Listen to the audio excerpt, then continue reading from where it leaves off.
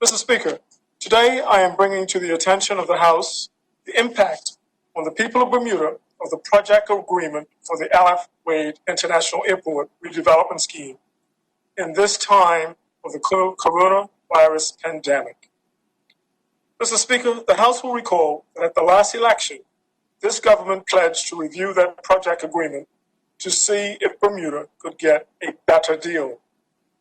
As we stated categorically at the time, the review was necessary because of the lack of transparency, the lack of consultation on the airport redevelopment project by the previous government, the lack of competitive procurement, and real concerns regarding the transfer off-island of revenues from the airport.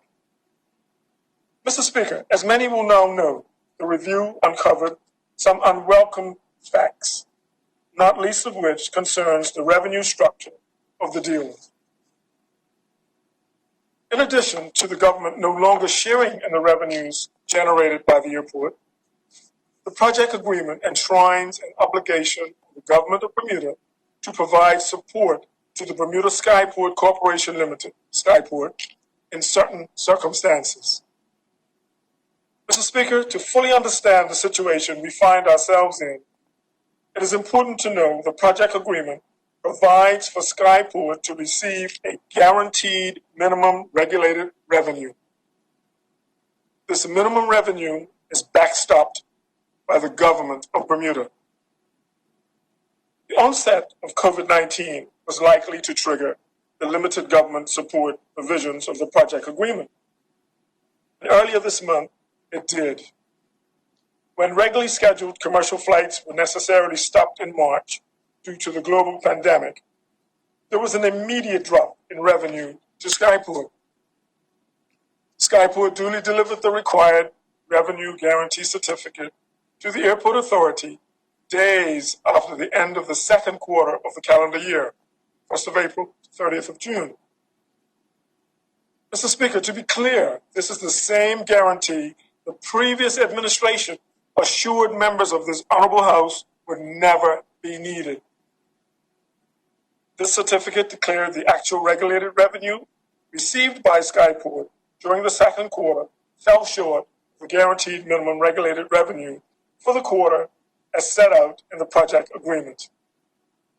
As a result, the airport authority is obliged to transfer funds to cover the shortfall.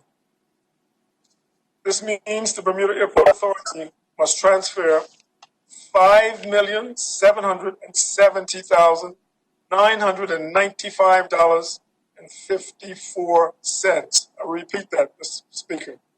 $5,770,995.54 to the Guaranteed Revenue Reserve Account, which is managed by Skyport at a bank in New York, and that was done this week. However, in doing so, the government has had to authorize an additional grant to the airport authority to enable it to meet its obligation. Make no mistake, this hurts. Bermuda's economy has taken a significant hit as a result of the coronavirus. There are many people unemployed or underemployed.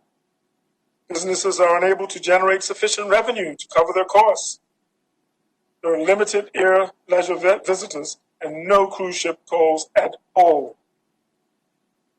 Mr. Speaker, while Skyport is made whole by the addition of this $5.7 million, Bermuda has citizens who are being made destitute at this time. This government has pledged that no person will go hungry.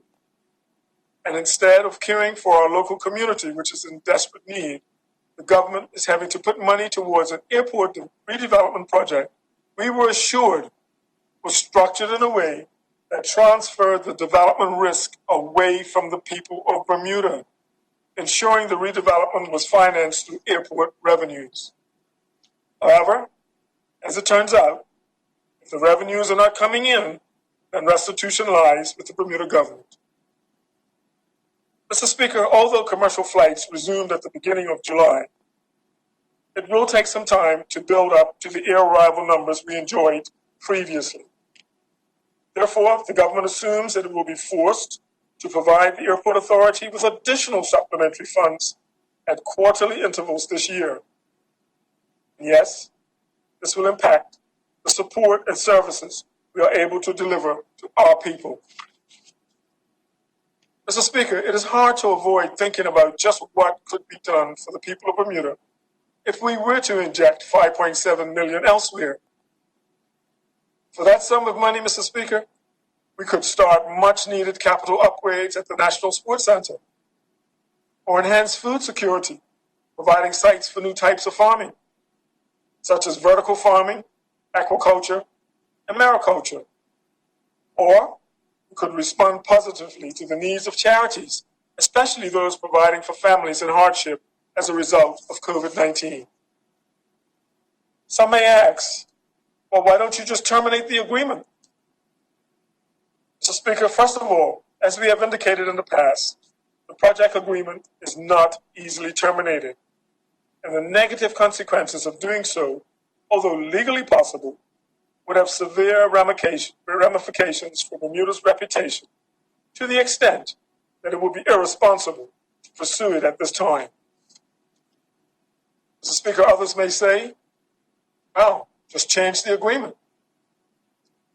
The review of the project agreement carried out in late 2017 highlighted the fact that there is no ability to change any of the provisions in the agreement.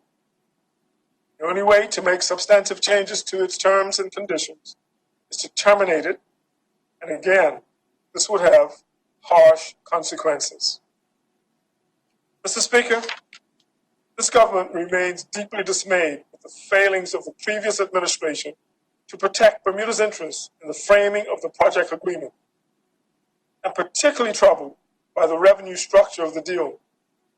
However, as we have stated before, we are a responsible government, and we will ensure the Bermuda Airport Authority is able to honor its contractual obligations.